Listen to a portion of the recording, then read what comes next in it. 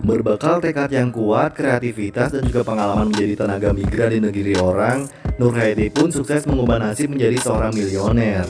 Lewat keripik aneka buah miliknya, ia pun mampu merambah pasar ekspor ke berbagai negara di dunia.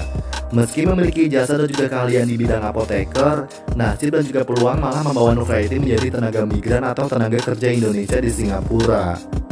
Selama menjadi TKI, Nur Hayati pun harus meninggalkan kedua anaknya. Hal itulah yang membuat Nur tidak terkesan meski memperoleh penghasilan lumayan, yakni di atas $1.000 Singapura per bulannya.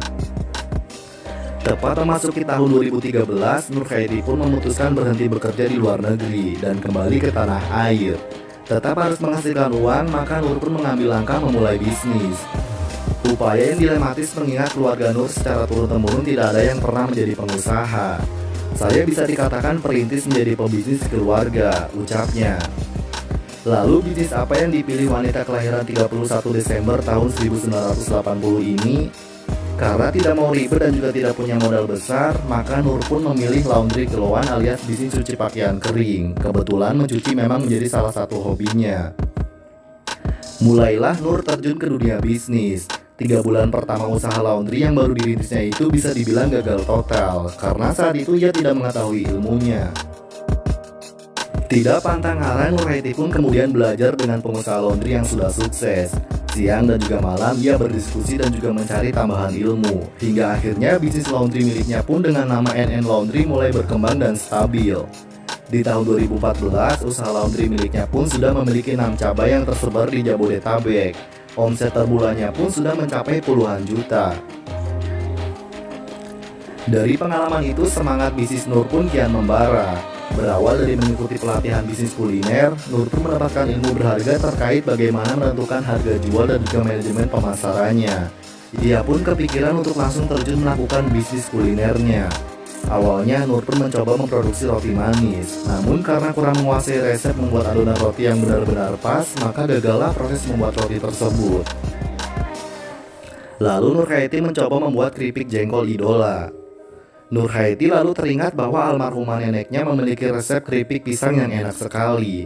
Saat itu saya kepikiran untuk memanfaatkan resep turun-temurun keluarga menjadi sebuah peluang bisnis, tegasnya. Dengan modal Rp100.000, Nur pun mulai membeli bahan baku pisang tanduk dan beberapa bahan lainnya untuk kemudian diracik menjadi keripik pisang. Usahanya kali pertama dibantu oleh tetangga-tetangga rumahnya, sampai akhirnya dia pun memberdayakan ibu-ibu di sekitar tempat tinggalnya. Sebagai tester, ia pun menjalankan produk keripik pisangnya ke kenalannya di berbagai kementerian dan juga lembaga. Saya todong saja mereka untuk ngasih masukan ke produk olahan ini, ungkapnya. Dari situ Nur mendapat banyak sekali masukan, mulai dari kemasan yang awalnya plastik tipis dan juga diganti dengan plastik yang lebih tebal, hingga rasa dan juga tingkat kegurihan keripik. Nur pun tidak pernah lelah memperbaiki cita rasa produknya itu. Setelah dirasa cukup mendapatkan tempat di hati beberapa konsumennya, maka Nur pun langsung tancap gas melakukan promosi. Dengan memanfaatkan media sosial dan juga platform seperti WhatsApp, Nur pun melakukan proses marketing. Ia juga tidak pernah melewatkan kesempatan ketika datang undangan pameran kuliner yang biasa diadakan beberapa kementerian. Sampai suatu saat di akhir tahun 2015, Nur pun bertemu dengan seorang distributor keripik di Brunei Darussalam di sebuah pameran. Tertarik dengan produk Nur, mereka pun sepakat menjalin kerjasama untuk memasarkan produk Nur di Brunei. Alhasil, produk keripik pisang Nur pun booming di negeri tersebut. Dengan memanfaatkan kenalan-kenalan sesama TKI dan juga kekuatan media sosial, maka produk keripik aneka buah Nur pun bisa berkibar. Nur Hayati pun bilang setiap 4 bulan sekali dia mengirim keripik aneka buahnya ke luar negeri.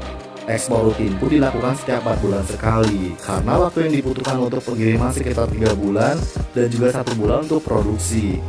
Tidak tanggung-tanggung, sekali pengiriman bisa mencapai 1 kontainer keripik dengan harga Rp10.000 per kilogramnya. Ia pun bisa meraup omset sebanyak 500 juta hingga 800 juta setiap pengirimannya. Jika dirata-rata per bulannya, omsetnya bisa mencapai 1,5 sampai dengan 1,8 miliar. Baru-baru ini ia pun juga mengirim 1 kontainer ke Dubai dan juga Qatar. Selain Qatar, produknya kini sudah sampai ke beberapa negara Eropa seperti Perancis, Belgia, Jerman, dan juga Belanda. Nur Haiti juga berharap bagi para mantan TKI lain bisa mengikuti dirinya terjun ke dunia bisnis. Karena dengan jalan yang sudah ia tempuh, Nur pun merasakan banyak sekali manfaatnya. Terutama bisa tetap dekat dengan keluarga, namun di sisi lain bisa menghasilkan uang sendiri.